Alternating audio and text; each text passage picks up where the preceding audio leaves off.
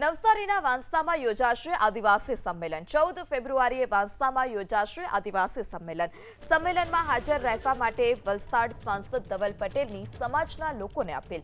સમાજનો વિકાસ, એકતા, પરંપરા, સંસ્કૃતિની ઉજવણીના હેતુ સાથે સંમેલનનું આયોજન કરવામાં આવ્યું છે। ત્યારે ધવલ પટેલ કે જેઓએ અપીલ કરી છે કે આ સંમેલનમાં જે લોકો છે તે લોકો હાજર રહે। વાંસદામાં આદિવાસી માટે સંમેલન યોજાવાનું છે। 14 ફેબ્રુઆરીએ આ સંમેલનનું આયોજન।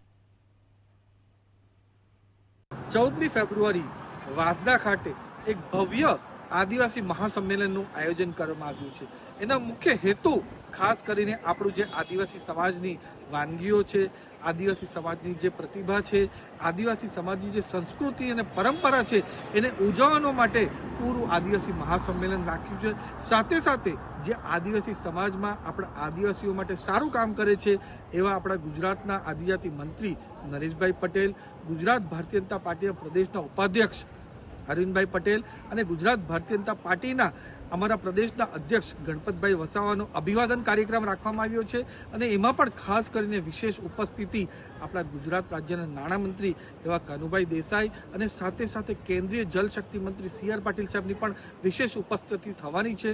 અને એમાં પૂરા દક્ષિણ ગુજરાતના આદિવાસીઓ જમા થવાના છે। આદિવાસીની સંસ્કૃતિ અને પરંપરા આપણે બધા સાથે મળીને ઉજવવાના છે।